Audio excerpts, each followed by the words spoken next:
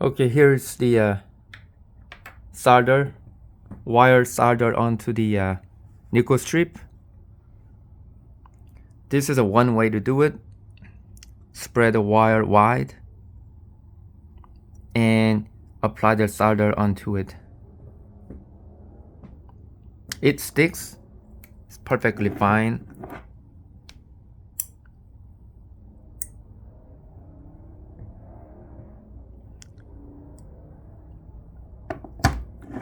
It's on there good.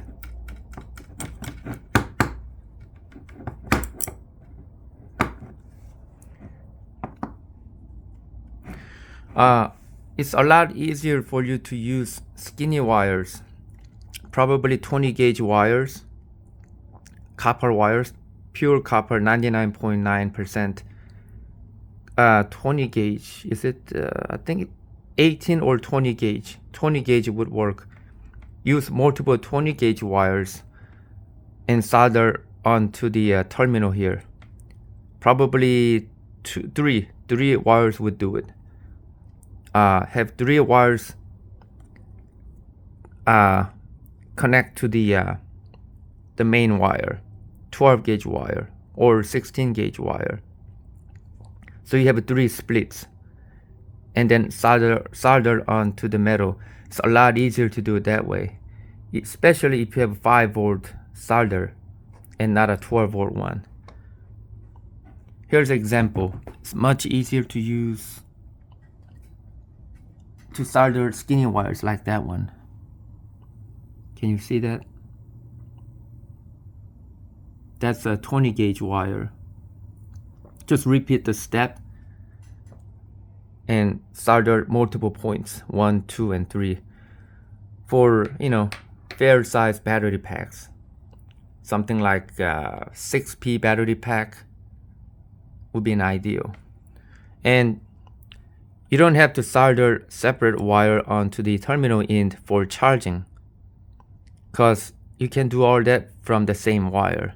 All you have to do is split the wire into 2. Do a Y split like this. You could use Y adapter connector for it, but this is actually more efficient because you're not going through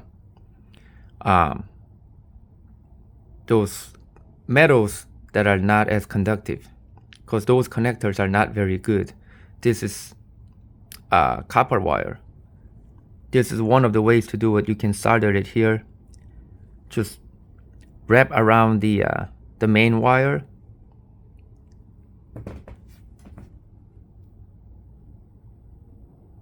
And then solder it. And then use a heat shrink to protect it, so that to keep it from getting metal contact.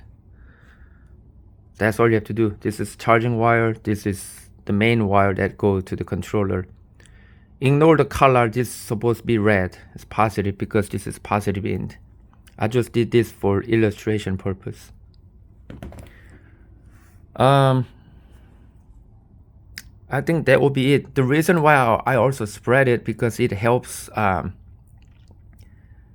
spread the heat wide. If you make the wire, if you just solder the thick wire onto it, it will increase the stress point where the contact point is between the solder and the metal. It's going to increase heat on the solder, and that will decrease conductivity, meaning you will receive loss of power. So that's it.